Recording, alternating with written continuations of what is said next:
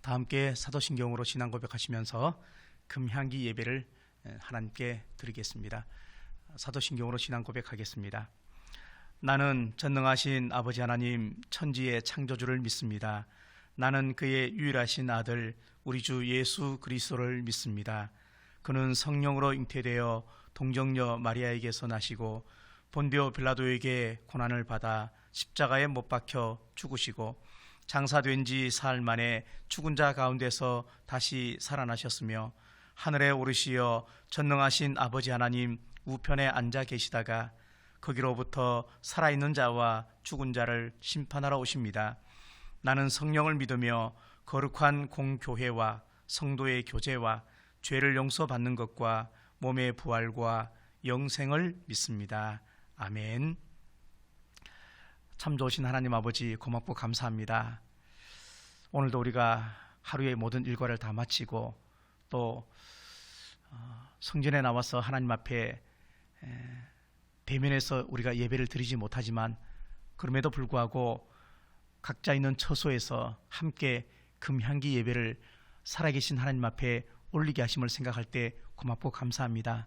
하나님, 우리가 늘 살면서 하나님의 은혜 속에 살고 있고 하나님의 도우심 속에 살고 있는데 그것을 망각하지 않게 도와주시고 잊어버리지 않게 도와주시고 날마다 우리의 기억 속에서 우리의 삶의 과거 속에서 끄집어내어서 하나님의 살아계심을 지금 현재 속에 내가 믿고 나갈 때 그것이 참 올바른 신앙생활인 것을 성경은 우리에게 말씀을 하고 있습니다. 오늘도 하나님 앞에 신령과 진정의 예배를 드리게 도와주시고 또 예배가 끝난 이후에 우리의 기도 제목을 하나님 앞에 아뢰을 때 하나님께서 들으시고 또 응답하심으로 인해서 하나님의 살아계심을 늘 인식하고 더 감사로 나아가는 우리 모두가 되게 은혜 베풀어 주옵소서. 하나님 함께 하시기를 원하옵고 예수 그리스도의 이름으로 감사하며 기도하옵나이다. 아멘. 하나님 말씀 보시겠습니다. 오늘 우리에게 주신 하나님 말씀은 출애굽기 34장 구약성경 134페이지에 있는 출애굽기 34장 1절부터 9절까지 말씀을 함께 합독해서 읽도록 하겠습니다. 구약성경 출애굽기 34장 1절부터 9절까지 말씀을 합독해서 같이 읽겠습니다. 시작. 여호와께서 모세에게 이르시되 너는 돌판 둘을 처음과 같이 다듬어 만들라. 내가 깨트린 처음 판에 있던 말을 내가 그 판에 쓰리니 아침까지 준비하고 아침에 시내산에 올라와 산 꼭대기에서 내게 보이되 아무도 너와 함께 오르지 말며 온 산에 아무도 나타나지 못하게 하고 양과 소도 산 앞에서 먹지 못하게 하라. 모세가 돌판 둘을 처음 것과 같이 깎아 만들고 아침에 일찍 일어나 그 두 돌판을 손에 들고 여호와의 명령대로 시내산에 올라가니 여호와께서 구름 가운데서 강림하사 그와 함께 거기 서서 여호와의 이름을 선포하실세. 여호와께서 그의 앞으로 지나시며 선포하시되 여호와라 여호와라 자비롭고 은혜롭고 노하기를 더디하고 인자와 진실이 많은 하나님이라. 인자를 천대까지 베풀며 악과 과실과 죄를 용서하리라. 그러나 벌을 면제하지는 아니하고 아버지의 악행을 자손 3, 4대까지 보응하리라. 모세가 급히 땅에 엎드려 경배하며 이르되 주여 내가 주께 은총을 입었거든 원하건대 주는 우리와 동행하옵소서. 이는 목이 뻣뻣한 백성이니이다. 우리의 악과 죄를 사하시고 우리를 주의 기업으로 삼으소서. 아멘. 호주에서 한 가지 실험을 했습니다. 어떤 실험을 했냐면 소나 가축이 그 사자나 표범에게 자꾸 먹잇감이 되는데 어떻게 하면은 먹잇감이 되지 않도록 할까? 한 1년 정도 연구를 하면서 실험을 했습니다. 소를 세 그룹으로 나누었습니다. 그리고 첫 번째 그룹의 소의 엉덩이에다가는 눈을 크게 그렸습니다. 그리고 두 번째 그룹의 소의 엉덩이에는 십자가를 그렸습니다.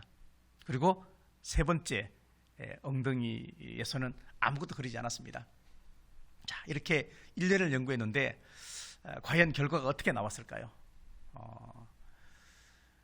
가축이 그 표범이나 사자에게 어느 그룹이 가장 많이 잡아먹혔고 또 어떤 그룹이 가장 적게 잡아먹혔을까? 혹시 십자가 그린 엉덩이를 가진 그룹이 만약에 적게 잡아먹혔다라고 생각하시는 분이 있다면 참 하나님의 은혜고요. 또 눈이 그려진 그런 엉덩이 그 그룹의 소가 만약에 적게 잡아먹혔다 생각하는 분들은 또 어쩌면 아주 현실적인 그런 그룹인 것 같습니다. 실제 1년 뒤에 보니까 아무 표시도 없는 소는 14마리가 잡아먹혔고, 그리고 십자가 표시가 있는 소는 약 4마리가 잡혔고, 그리고 소의 엉덩이에 눈이 그려져 있는 그 그룹은 한 마리도 잡아먹히지 않았습니다. 맹수가 소를 잡아먹으려고 이제 살금살금 그 소 뒤에 가는데 보니까 갑자기 소가 자기를 보고 있는 거예요. 그래서 이 맹수가 그 소를 한 마리도 잡아먹지 못했다 하는 연구 결과를 보면서 내가 들켰다라는 생각을 함과 동시에 아예 공격을 하지 않았다 하는 것입니다. 사람도 마찬가지입니다. 우리가 주변의 눈을 의식하면서 사는데 너무 눈치 없이 살아도 문제가 되고, 그렇다고 해서 너무 눈치를 보며 사는 것도 사실은 문제가 있는 것 같습니다. 근데 정작 눈치를 보아야 하는데 눈치 보지 않고, 또 눈치를 보지 말아야 하는데 끊임없이 눈치를 보는 것이 어쩌면 우리의 역방향의 어떤 그런 삶이 아닌가 생각을 합니다. 성경에 보면은 바리새인, 지나치게 사람의 눈치를 봤습니다. 예수님께서 마태복음 5장부터 7장까지 산상보훈을 말씀하시면서 특별히 구제나 그 다음에 기도 또는 금식에 관해서 6장에 집중적으로 기록을 해놨는데, 하나님께서 예수님께서 기뻐하지 않는 가장 큰 이유 중에 하나가 뭐냐면 사람에게 보이려고 하는 단어를 똑같이 사용을 하고 있습니다. 하나님은 온데간데 없고 사람이 중심에 있는 구제나 금식이나 기도는 이미 너의 상을 받았다, 그렇게 말씀을 하고 있습니다. 그래서 현대인들이 가장 많이 받는 스트레스 가운데 하나가 뭐냐면 타인 의식 증후군이다 하는 것이 있습니다. 충분히 내가 내 실력을 발휘할 수 있는데 너무 지나치게 타인을 의식하다 보니까 내가 가진 실력을 다 마음껏 발휘하지 못하는 경우가 있다 하는 것을 이야기를 하고 있습니다. 성도가 가장 의식해야 하는 존재는 하나님이십니다. 사람이 결코 아닙니다. 물론 그렇다고 해서 사람을 너무 의식하지 않고 자기 주관적으로 마음대로 하는 것도 문제가 되겠지만, 그러나 사람은 의식하면서 하나님을 의식하지 않는 것은 어쩌면 더 큰 영적 문제입니다. 성도는 하나님의 은혜 가운데 살고 있습니다. 이것을 인정하지 않는다는 것은 하나님을 믿지 않는다는 것이고, 하나님의 은혜로 사는 것을 믿지 못하는 사람은 결국은 하나님의 은혜는 결코 임하지 않습니다. 우리가 왜 하나님의 은혜를 실감하지 못할까? 하나님의 은혜는 항상 우리를 보호하시고 인도하시고, 그리고 끊임없이 우리 곁에서 우리의 삶을 감찰하시는데 왜 우리는 하나님의 은혜를 인식하지 못할까? 또 실감하지 못할까? 그것은 뭐냐면 하나님께서 우리가 원하는 대로 해주지 않기 때문에 그렇습니다. 하나님께서 우리가 원하는 대로 해주지 않는다 하는 생각을 하게 되면 우리는 끊임없이 하나님에 대해서 실망을 하게 될 것이고, 그리고 하나님에 대한 실망은 결국은 하나님을 원망하고 하나님을 미워하는 거기까지 병이 진행된다는 이야기입니다. 그것은 은혜에 대한 아주 철저한 오해입니다. 우리가 원하는 것과 하나님께서 베푸시는 것의 가치를 정확하게 분별한다면 소유를 가지고 하나님의 은혜를 확인하는 오류는 범하지 않는다는 이야기입니다. 하나님이 내 기도에 응답했다, 응답하지 않았다, 이것을 가지고 하나님이 살아계시다, 안 살아계시다, 그렇게 생각하는 것은 너무나 1차원적인 그런 생각이라는 것입니다. 오늘 1절 말씀해 보니까 하나님께서 모세에게 돌판을 다시 만들라 그렇게 말씀하시면서 정확하게 지시하는 두 가지가 있습니다. 하나는 처음 것과 같이 똑같이 만들라 하는 것이고, 두 번째는 처음 판에 있던 말을 그대로 내가 다시 써주겠다 그렇게 이야기를 하고 있습니다. 모세가 시내산에 올라갔을 때 산 아래에 있던 백성들이 금을 다 모아서 하나님의 형상을 금송아지로 만들게 되는 것이죠. 근데 그렇게 있을 찰나에 모세가 십계명을 받아서 내려다가 그 모습을 보고 돌판을 던져서 깨뜨려 버리게 됩니다. 산 아래에 있던 사람들이 그렇게 금송아지 형상을 만들었던 이유가 성경에 나와 있습니다. 왜 만들었을까? 출애굽기 20장 23절 24절 말씀에 이렇게 말씀합니다. 너희는 나를 비겨서 은으로나 금으로나 너희를 위하여 신상을 만들지 말고 내게 토단을 쌓고 그 위에 내 양과 소로 내 번제와 화목제를 드리라. 내가 내 이름을 기념하게 하는 모든 곳에서 내게 임하여 복을 주리라. 이 말은 뭐냐면 금송아지 형상을 만들었던 이스라엘 백성은 그렇게 하면 하나님이 복을 줄 것이다 라고 생각했지만, 하나님은 아예 애초부터 나의 형상을 만들지 말라고 말했습니다. 그걸 만들면 내가 반드시 저주를 하겠다 그렇게 이야기했음에도 불구하고 이스라엘 백성은 하나님의 형상을 금송아지 형상으로 만들게 되었습니다. 깨어진 돌판의 의미는 이스라엘의 죄를 상징하는 것입니다. 그리고 그 돌판을 다시 만들고 그리고 같은 말을 내가 기록해 주겠다 하는 의미는 뭐냐면, 죄는 그렇게 해서 용서받는 것이 아니다 하는 것을 정확하게 가르쳐 주기 위한 하나님의 의도가 숨어 있습니다. 후에 이 십계명을 기록한 두 돌판은 법궤 안에 보관되어집니다. 이것은 말씀의 약속을 통해서만 우리의 죄가 해결받는다는 것이고, 그리고 또 예수 그리스도의 희생의 피로 인해서 용서받을 수 있다는 것을 우리에게 가르쳐주고 있는 내용입니다. 그래서 예수 그리스도의 죽으심은 죄의 용서와 함께 하나님과의 화목까지 나아가게 하는 것이 예수님의 십자가 사건입니다. 단순히 예수님 십자가에서 모든 것을 다 이뤘다 하는 것은 죄의 용서뿐만 아니고 하나님과의 화목, 화해까지 이어지는 사건이다 하는 것을 우리에게 성경은 설명을 하고 있습니다. 우리가 교회를 다니면서 하나님 믿으면서 어떻게 하면 복 받을까? 어떻게 하면 기도 응답 받을까? 이런 번영신학을 가지고 우리가 하나님을 믿게 되면 우리가 성경을 읽고 기도하면서 하나님의 그 넓은 구원의 세계를 경험할 수가 없습니다.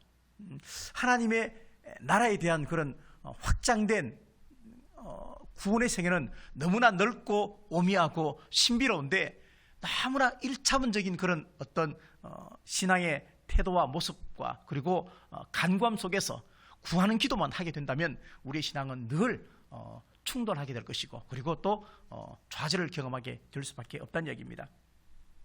하나님께서 처음에 돌판은 하나님이 주셨습니다. 모세가 만들지 않았습니다. 그런데 두 번째 돌판은 모세가 직접 만들고 시내산에 올라오면 내가 거기다가 십계명은 하나님께서 친히 기록해 주겠다 그렇게 말씀을 하고 있습니다.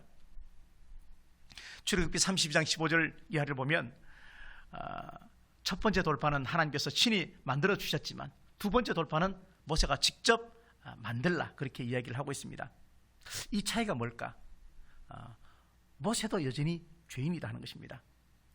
우리가 아무리 깨끗하게 산다 해도 이 땅의 모든 사람은 다 죄인이다 하는 것을 이야기를 하면서 두 번째 모세가 만든 돌판은 인간의 죄와 또 불의와 그리고 불법을 담고 있다는 의미이고, 그리고 언약궤 안에 들어가서 예수 그리스도의 보혈의 피가 아니면 절대 구속을 받을 수 없다는 것을, 죄의 속량을 받을 수 없다는 것을 우리에게 아주 명백하게 보여주는 그런 말씀입니다.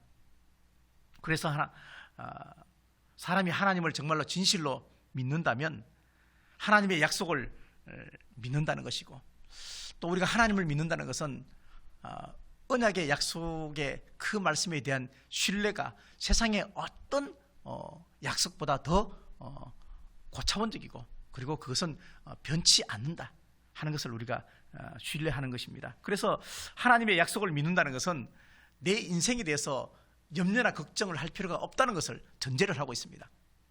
내가 정말로 하나님을 믿고 하나님을 신뢰한다면, 정말로 내가 믿음의 깊이가 있고 십자가의 능력을 믿는다면 우리는 내 삶의 염려나 걱정을 내려놓아야 합니다. 하나님을 믿는다고 하면서 염려나 걱정을 그대로 한다는 것은 하나님의 신뢰의 깊이나 또 건강도가 그렇게 온전치 않다는 것을 우리에게 보여주는 것입니다. 예수님의 그 십자가 사건으로 이루신 은혜를 붙잡고 살 때 우리에게 진짜 평안이 임하게 되는 것입니다. 하나님의 응답은 항상 똑같습니다. 이 말은 뭐냐면, 사람의 방법은 상황에 따라서 달라지지만 하나님께서는 항상 진리를 따라가게 하고 그리고 믿음으로 반응하라고 반드시 얘기를 합니다. 그래서 믿음은 변하지 않는 마음입니다. 하나님은 절대 야박한 하나님이 아닙니다. 딱 한 번 기회를 주고 이 기회를 놓치면 내가 벌을 준다, 그런 하나님이 절대 아니십니다.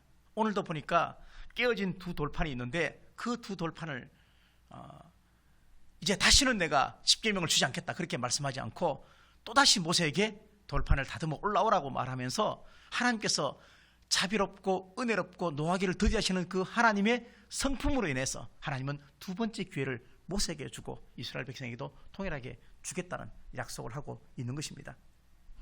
그러면서 모세가 하나님께 두 가지를 간구합니다.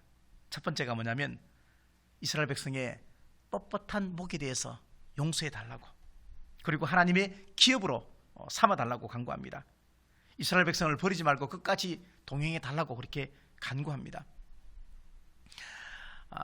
오늘 본문이 주는 또 한 가지의 은혜가 있는데 그것은 뭐냐면 하나님께서는 기회도 주시지만 우리가 다시 시작할 수 있는 힘도 하나님을 통해서 공급받는다는 것입니다.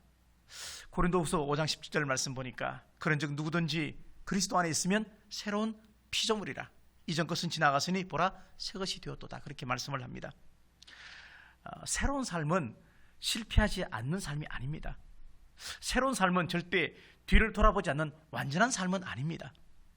실패할 때 있었고, 과거로 돌아갔을 때가 있었고, 불평할 때가 있었고, 옛 습관이 항상 내 옆에 놓여 있지만 그래도 우리가 자각하는 은혜는 나는 주님의 소유이다 하는 것을 자각할 때 그것이 은혜고 그것이 바로 믿음이라는 것입니다.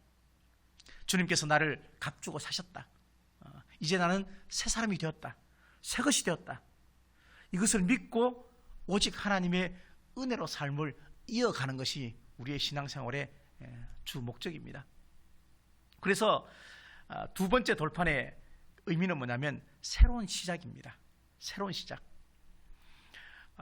첫 번째 돌판은 완전함이라고 얘기한다면 두 번째 돌판은 은혜라고 정의할 수가 있다는 이야기입니다. 첫 번째 돌판은 하나님께서는 완전하시다, 전능하시다, 실수가 없는 분이시다. 근데 사람 편에서 보면은 자기 고집, 또 자기 아집, 또 자기 방법, 그래서 이것이 분명히 어긋나서 진리를 만나지 못한다, 돌판이 깨어진 것을 의미하게 되는 것이죠. 그래서 인생의 불행은 원하는 대로 되지 않는 것이 인생의 불행이 아니고 하나님의 뜻과 어긋나게 사는 것이 인생의 최대 불행입니다.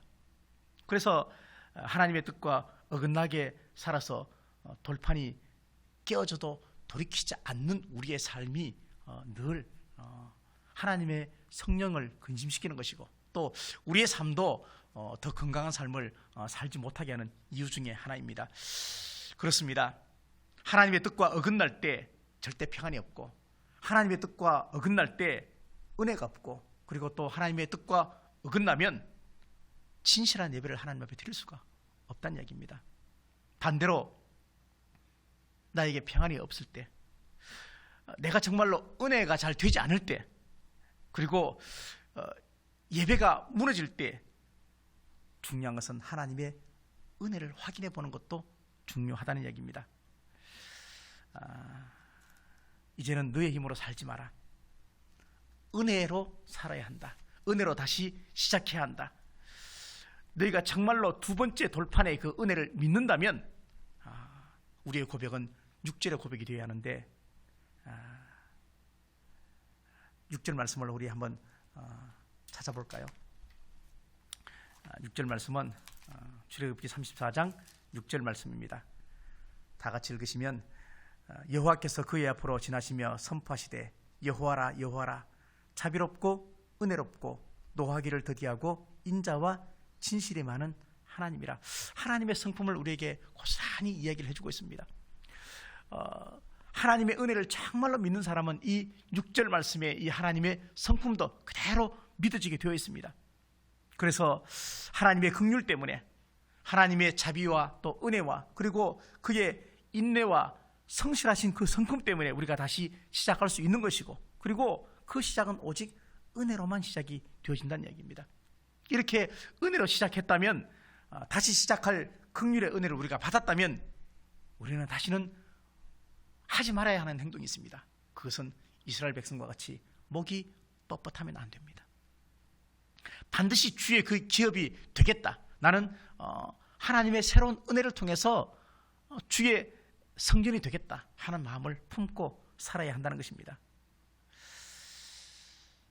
하나님의 말씀이 주는 삶의 원칙대로 살아가는, 정말 나침반을 보고 사는 인생처럼 하나님의 말씀을 묵상하고 하나님의 말씀대로 그렇게 살아가는 종들이 되어야 한다는 것을 우리에게 이야기를 하고 있습니다. 여러분, 내 삶에 무너진 것을 보수할 수 있는 유일한 방법은 말씀밖에 없습니다. 말씀의 역청을 잘 바르시고 기도의 역청을 잘 바르셔서 그렇게 살아야 우리가 거룩한 삶을 살 수가 있습니다. 말씀과 기도로 거룩해져야 범사에 감사할 수가 있게 되는 것입니다. 우리가 이렇게 다시 시작할 수 있는 것은 우리가 온전해서, 아니면 우리가 깨끗해서, 아니면 우리가 흠이 없어서, 우리가 정말로 잘해서 그렇게 된 것이 아닙니다. 하나님의 긍휼로 다시 시작할 수 있게 되었다는 것을 반드시 기억해야만 합니다. 다시 시작할 때 제일 먼저 해야 하는 것이 있는데, 그것은 바로 예배입니다.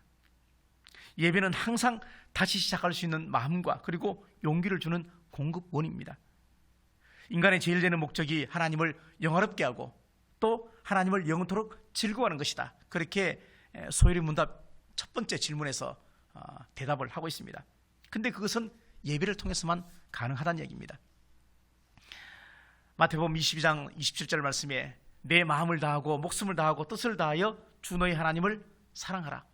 근데 이 주님의 명령이 작동하는 시간이 언제냐면 예배 시간입니다.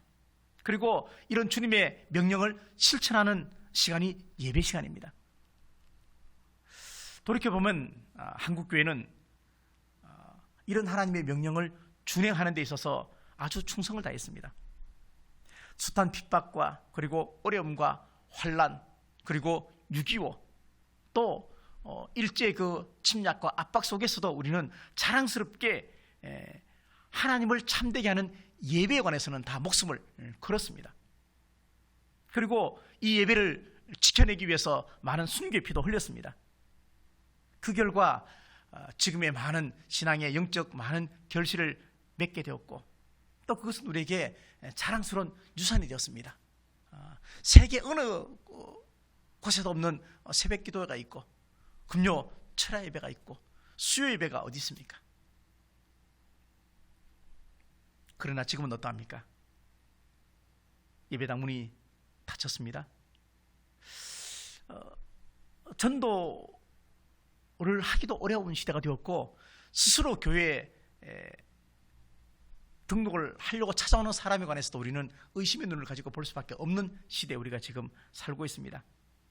이러한 여러 가지 전체적인 상황을 두고 말라기 선지자는 이렇게 이야기를 합니다.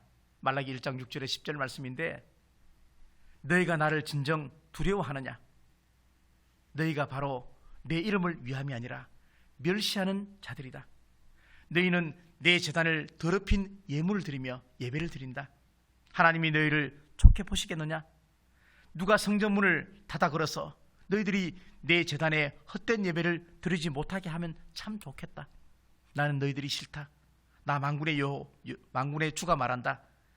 너희가 바치는 제물도 너희가 바치는 예배도 이제 내가 받지 않겠다. 말라기 선지자의 아주 역설적인 그런 우리 모두에게 주는 메시지입니다. 영국의 셰익스피어는 근심은 생명의 적이다 그렇게 말했습니다. 성경에서도 근심은 사망에 이르게 한다 그렇게 이야기했죠. 세상에 근심이 없는 사람이 누가 있겠습니까? 교회를 다녀도 근심이나 걱정이 많이 있습니다. 근데 중요한 것은 어떻게 그 근심을 해결하느냐, 방법이 중요합니다. 세상적인 방법이 있고 그리고 하나님의 방법이 있습니다. 이스라엘의 초대 왕이었던 사울은 자기의 근심을 해결하기 위해서 엔돌의 신접한 여인을 찾아갔습니다. 예수님을 팔았던 가룟 유다는 괴로워했습니다. 예수님께서는 그래서 마음에 근심하지 말고 나를 믿어라 그렇게 말씀하셨습니다. 근심의 이유는 뭐냐면 하나님을 온전히 믿지 않기 때문에 그렇습니다. 하나님과 관계가 뒤틀리면 우리는 근심 속에 빠져들 수밖에 없다는 얘기입니다. 우리가 하나님에게 시선을 두지 않고 살면 반드시 근심이 따라오게 되어 있습니다. 근데 성도도 근심을 해야 합니다. 어떤 근심을 해야 할까요? 고린도후서 7장 10절 말씀 보니까 성도가 해야 하는 근심은 하나님 뜻대로 하는 근심은 해야 한다 그렇게 말하고 있습니다. 다시 말하면 거룩한 근심을 해야 한다 그렇게 말합니다. 무엇이 거룩한 근심입니까? 하나님이 기뻐하시는 것이 무엇인지 늘 생각하는 겁니다. 하나님께서 무엇을 기뻐하실까? 하나님의 뜻대로 살기를 갈망하는 그 마음으로 사는 것입니다. 내가 잘못 살았을 때 또 애통하며 회개하는 마음으로 사는 것이 거룩한 근심입니다. 사회적 거리 두어야 하고 개인 소독 철저히 해야 하고 마스크 실내에서도 써야 하고 비대면이 원칙이지만 그러나 하나님과는 항상 임마누엘 하시는 그 하나님과는 대면해서 살아야 하는 오늘 시대가 되었습니다. 이전에는 과거에는 코로나 이전에는 언제든지 성전에 오면은 기도할 수 있었고 찬송할 수 있었고 성전 문이 열려 있었지만 지금은 스스로 닫을 수밖에 없는 상황이 되었습니다. 신앙은 방법을 찾는 것이 아니고 하나님을 찾는 것이 신앙입니다. 하나님을 찾지 않고 하루 종일 생각만 한다고 절대 답이 없습니다. 생각 속에는 근심이 있고 염려가 있지 생각이 주는 열매는 평안이 아닙니다. 하나님을 찾는 것이 마음을 지키는 방법이고 마음을 지키는 사람이 하나님을 찾고 결국은 생명을 얻을 수가 있고 그 생명은 반드시 샬롬으로 우리에게 임하게 되어진다는 얘기입니다. 그래서 잠언 4장 23절 말씀에서 너의 마음을 지키라 생명의 근원이 이에서 난다 그렇게 성경은 우리에게 말씀을 하고 있습니다. 기도응답 받았는가? 아니 기도응답 받지 않았는가? 이것보다 더 중요한 것은 내가 정말로 하나님을 진심으로 믿는가 하는 것입니다. 내가 기도하면서 하나님이 내 기도 응답하시는가 안 하시는가 하나님을 시험하지 마시고 내가 정말로 하나님을 철저하게 신뢰하는지 여러분 자신의 믿음을 시험하십시오. 그것이 바른 신앙의 방법입니다. 금요일 예배를 우리가 참 은혜롭게 참 잘 드렸습니다. 예배 전 찬양을 하면서 함께 기도 한 두 번 하는 그 기도가 정말 깊고 시간도 참 길어서 참 좋은 금향기 예배의 전통을 우리가 세우고 있는데 이런 영상 예배를 통해서 우리가 어떻게 또 기도까지 이어질 수는 없지만 이제 설교 이후에 여러분들께서 하나님 앞에 제가 주는 기도 제목을 가지고 기도를 반드시 하시기 바랍니다. 기도의 시간도 조금 늘렸으면 참 좋겠습니다. 기도가 잘 나오지 않으시면 마음속으로 먼저 기도하시고 또 입술로도 이렇게 기도하시면서 여러분의 기도의 어떤 능력을 말의 능력이 아니고 진실함의 능력을 자꾸 키워나갔으면 좋겠습니다. 이럴 때가 참 중요합니다. 이럴 때 자, 우리가 멍석 깔아놓으니까 잘 놀지도 못한다 그러는데 이제 깔아놓은 멍석도 없습니다. 여러분 집에서 각자 하나님 앞에 여러분의 신앙을 잘 지켜나가시는데 혼자라고 생각하지 마시고 늘 하나님이 함께 하시고 성령께서 파라클레토스 내 곁에서 도와주신다, 도와주고 있다 늘 믿으면서, 그리고 가족들과 함께 예배를 드리시면 때로 민망한 것도 있고 때로 웃음도 있겠지만, 그러나 그 속에서 정말로 가족들 간에 하나됨이 되어줄 것이고, 그리고 뿌리가 하나인 우리 모두가 각자 처소에서 금향기 예배를 드려도 하나님은 우리의 기도를 반드시 들으신다 하는 것을 믿으시고 주어지는 기도 제목을 품고 기도하시는 금향기 예배가 되었으면 참 좋겠습니다. 첫 번째 기도 제목은 하나님을 향한 거룩한 근심이 있는가? 하나님을 향한 거룩한 근심, 내 근심 말고 하나님을 향한 거룩한 근심, 하나님의 나라 확장을 위해서, 내가 품고 있는 배신자를 위해서, 그리고 우리가 섬기는 마중물 선교 교회를 위한 그런 거룩한 근심이 있는가? 교회에 아무도 주중에 예배를 안 드리고 주일도 못 가면은 교회 청소는 누가 할까? 교회는 잘 있을까? 교회 화초는 누가 물을 주고 있을까? 정말로 성전을 생각하는 그 마음이 있는가? 하나님께서 기뻐하시는 방법으로, 또 하나님께서 기뻐하시는 방향으로 내가 내 시선을 두고 신앙생활을 하겠습니다. 그렇게 한번 기도하시고, 두 번째, 하나님께서 혹시나 우리에게 두 번째 기회를 주셨다 생각하시면 그 기회를 놓치지 마십시오. 하나님을 끝까지 바라보십시오. 두 번째 실패하면 세 번째 기회를 주시겠지만, 그러나 아파집니다. 세 번째, 여러분의 믿음의 깊이를 한번 점검해 보시고, 그리고 신앙의 어떤 영적 담금질을 한번 해봤으면 좀 좋겠다 생각을 합니다. 과연 이 시대에 지금 현재 내 신앙이 어디쯤일까? 내 스스로 한번 평가를 한번 해봤으면 좋겠다 생각을 하면서, 한국교회와 그리고 코로나19 사태, 그리고 우리 마중물 선교교회 또는 다음 세대, 그리고 여러분 주변에 여러분의 기도가 필요한 사람들, 상처받은 또 상한 마음, 그리고 혹여 우리 속에 하나님께서 기뻐하지 않는 미움과 분노, 그리고 그런 모든 것들을 바라보면서 하나님 앞에 회복의 은혜를 우리에게 허락해 주시옵소서. 다시 한번 주신 기회를 내가 잘 잡을 수 있는 은총을 허락해 주시고, 선한 마음을 품었다면 그 마음을 지속력 있게 이어나갈 수 있는 힘을, 영적인 힘을, 믿음의 힘을 나한테 공급해 달라고 그렇게 기도하시는 우리 모두가 되었으면 참 좋겠습니다.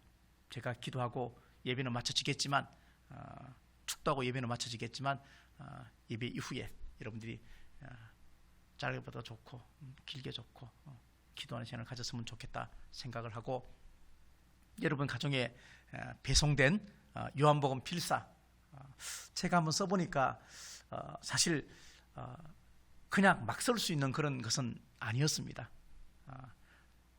시간도 좀 더 걸리기도 하고, 또 손도 아프기도 하고, 또 글씨가 작아서 눈이 침침하면 쓰기가 좀 불편한 부분도 없지 않아 있겠지만, 그래도 하나님의 말씀을 쓰시면서 그 안에서 마음의 평강을 찾으시고, 또 위로도 받으시고, 힘들고 어려울 때 말씀 쓰시면서 여러분의 본성도 조금 억제하시고, 성품도 온유함으로 바꾸시고, 그렇게 하시면서 40일 동안 써내려가는 그 요한복음 그 필사를 통해서 점점 하나님과 더 가까워지고, 하나님을 더 사랑하고, 이웃도 더 품고 나가시는 그런 좋은 축복의 기회가 되었으면 참 좋겠다 하는 생각을 가집니다. 이제 내일부터 시작해서 여러분들 하루치를 써갈 텐데, 요한복음 1장 1절부터 29절까지를 쓸 겁니다.